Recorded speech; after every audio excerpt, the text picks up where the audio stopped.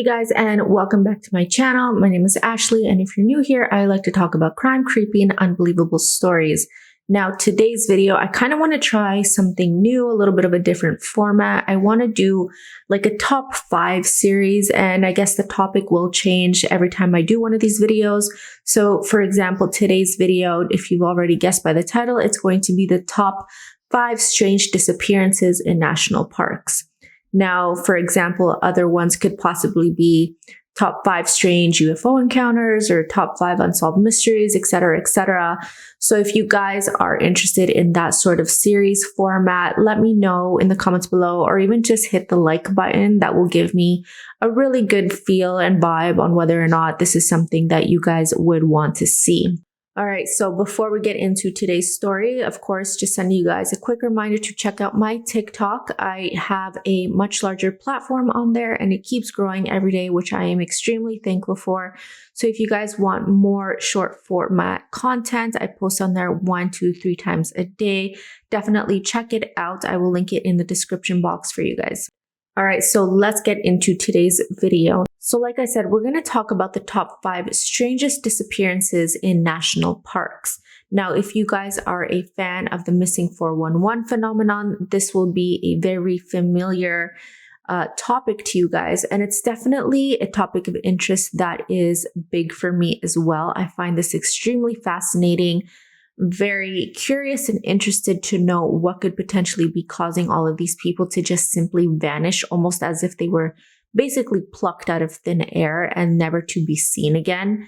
Of course, there are practical explanations. You know, they could potentially have fallen victim to an animal attack. They could have gotten lost and then passed away due to exposure and the elements of the wilderness. Or sometimes, you know, they could have potentially been met with foul play and we just haven't discovered what exactly happened. But these 5 stories are definitely very odd. A couple of them are quite chilling and really make you think whether or not these things have a very practical explanation or if there's something much more mysterious and unknown at play. All right, so let's get into the first story. Now, the first story is about a man called Maurice Dametz. On April 29th, 1981, 84-year-old Reverend Maurice "Doc" Dametz set out for a rock hunting expedition in the Pike National Forest in Colorado, and he was actually with his friends David McSherry. Now, Maurice was a gem and mineral enthusiast, and he was also an author, editor, and former president of the Rockmont College Alumni Association. He also held a master's degree from the University of Denver and a Doctor of Divinity from Rockmont College. The two men had actually gone to the Topaz Point picnic area in the forest near the Rampart Range Road in search of topaz.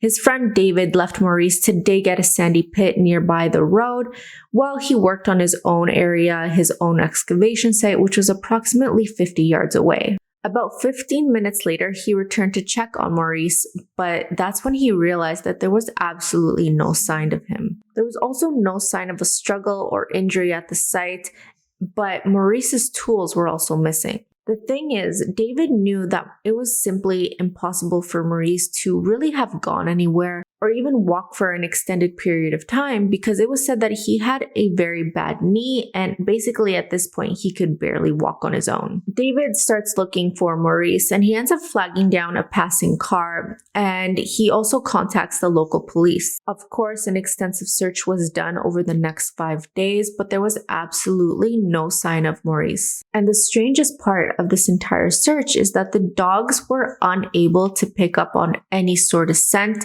and there was basically no clues as to what could have potentially happened to Maurice. Later that year, in July, Maurice's wife, Myrtle, actually wrote to the governor of Colorado requesting that they look into his case a lot more, that they get some extra assistance.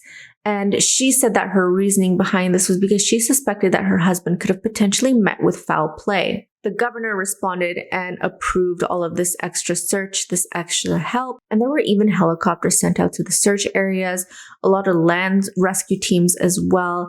But despite all of these extra efforts, there was still not a single clue about Maurice, and his disappearance remains a mystery to this day. Maurice was described as a white male with blue eyes. He was about 5'9" and weighed around 145 pounds. And on the day he disappeared, he was wearing a white baseball cap, a maroon plaid flannel shirt, brown ankle-high work boots, and he was also said to have had arthritis, a blood disorder disease, and relied on a lot of assistance from his friend David to move around the digging sites. So if you have any information about the disappearance of Maurice Dametz, please contact the Douglas County Sheriff's Office. This next story is about a man called Danny Filippidis, and it's absolutely insane. This is one of those stories that really makes you think twice about what is happening out there in the wilderness. So it was February 2010, and Danny Filippidis was actually Canadian, and he was on a ski trip with a bunch of friends and family at Lake Placid in New York. It was around 2 p.m. and him and his friends had been already skiing for several hours at that point, and they were all getting tired and ready to go back to the lodge. Danny said he wanted to do one more run, and so he went off on his own. However, by 4 p.m., no one had seen Danny and no one could get in touch with him. And all of his friends were calling and texting his cell phone, but they were not getting any replies back. So at this point, they started to get quite concerned about him. So off they went. They started searching for their friend, but they were unable to find him. They even reported him to employees of the ski resort, and immediately a huge search was started for Danny. About 130 people started looking across the mountain for him. However, by the end of that day, there was absolutely no sign of Danny, and no one had any idea what could have potentially happened to him. It wasn't until 6 days later when Danny's wife received a phone call. She said she didn't recognize the phone number, but she answered it anyways, and she said that it sounded very odd and staticky. Then she got the shock of her life. On the other end was Danny's voice. She said that he sounded extremely incoherent, he was confused, and he actually ended up hanging up the phone the first time. So, of course, his wife was extremely excited and very happy to hear from her husband. So she calls the number back and talks to him again and tells him that he needs to call 911. And so he does that. When he calls the police, he was still very confused. He had no idea where he was. He had no idea what had happened to him. All he could basically do was describe his surroundings. So he gave them a description about where he was, and the paramedics were able to find him. And when they did get to him, they said that he was still wearing all his ski gear from when he was last seen, and that he definitely needed medical assistance. He was also using a brand new iPhone. That's what he used to call his wife and the police. And he also said that someone had cut his hair, but he had no idea who or why. So of course, they start asking him what happened, what's the last thing you remembered.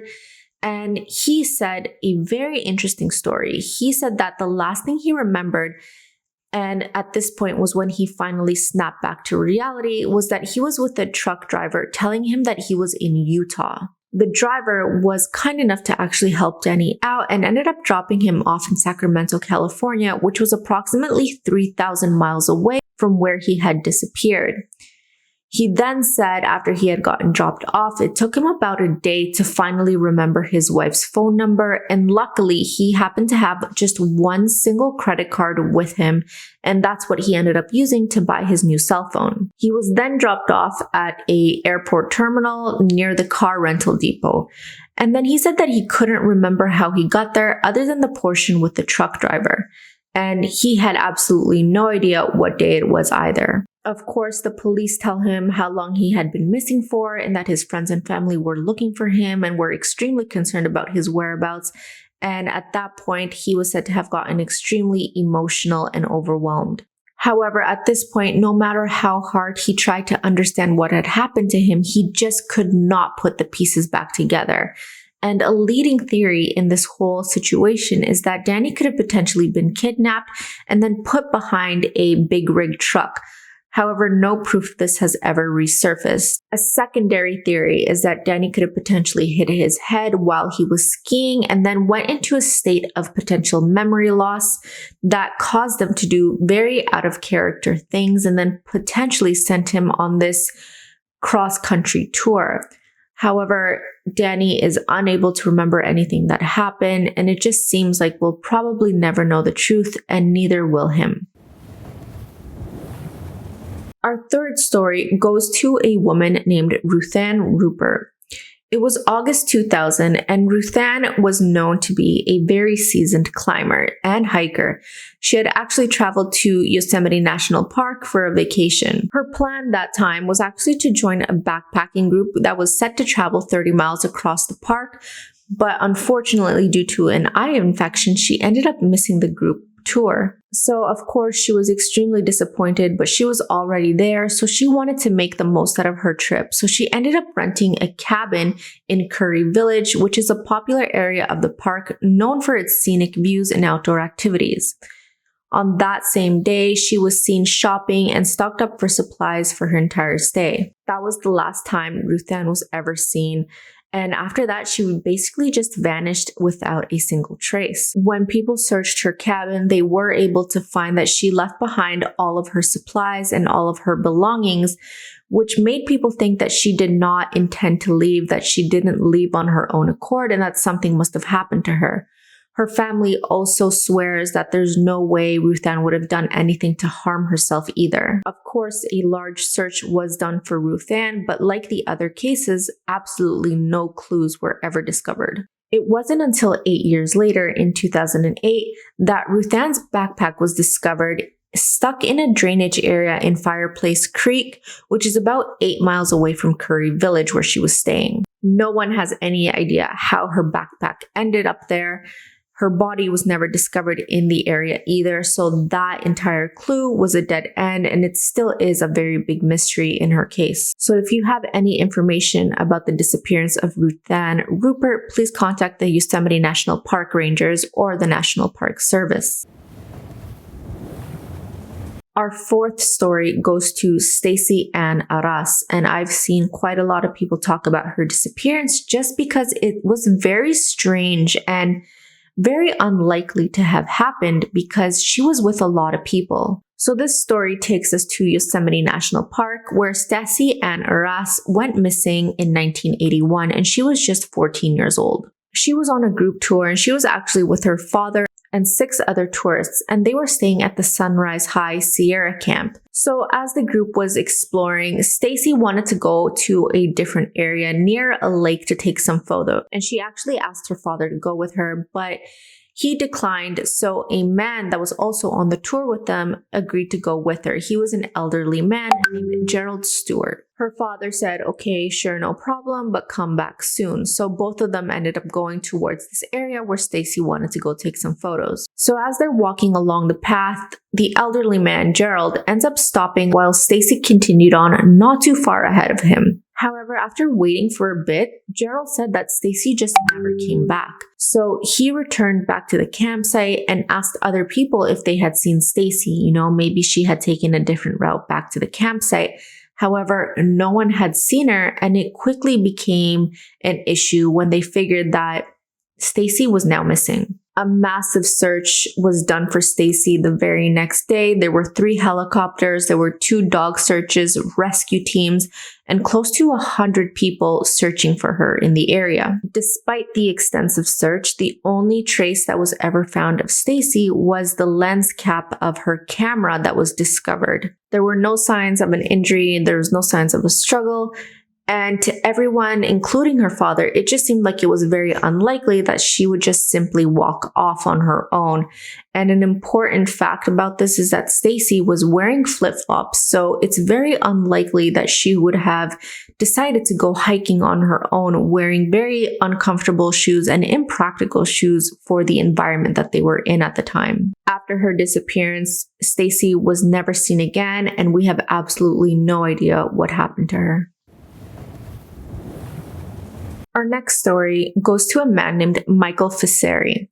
And according to his friends and family, he was known for being an avid hiker, an outdoor enthusiast who spent much of his time surfing, cycling, and exploring the natural beauty of Yosemite National Park in California. He was known to be an experienced and confident hiker, and he had also previously worked as a park ranger in Yosemite. Despite the National Park Service recommendation against hiking alone, Michael decided to go on a solo backpacking trip across the Hetch Hetchy Reservoir area on June 15th, 2005. So his plan for that trip was to hike towards Lake Vernon, but he decided to change his route and decided to take the Pacific Crest Trail towards Tiltil Mountain. This is said to be a fairly easy trail to walk through. It's known to be a beginner's sort of course, so there's very little risk of getting hurt or lost. And it's believed that Michael was definitely not worried about going on this hike alone, because he had actually had a previous encounter where he had kind of gotten lost and also fractured his ankle while he was in Yellowstone.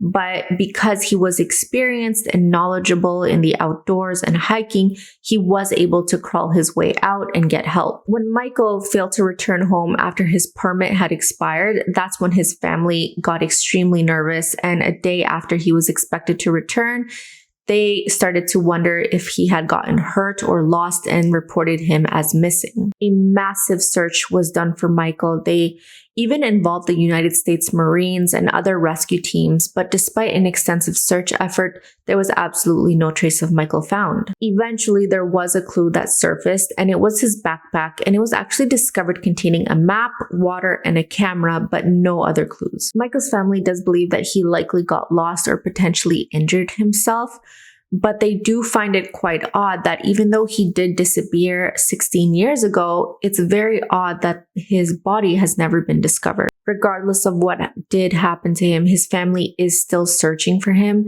and they are hoping for some sort of resolution to his mysterious disappearance. He was described as being a white male with brown hair, brown eyes. He was approximately 6 feet tall and weighed about 180 pounds. He was last seen wearing a green t-shirt, blue jeans, and hiking boots. So if you have any information about Michael's disappearance, contact the National Park Service. Alright, so that's it for today's video, guys. I know it's a much shorter video than you guys are used to, so let me know if you guys are interested or like this format. Hit the like button or even leave a comment if you guys want more videos like this. Alright, that's gonna do it for me on today's video, guys. Thanks so much for joining me, and I will see you guys in the next video. And don't forget to check out my TikTok for more content.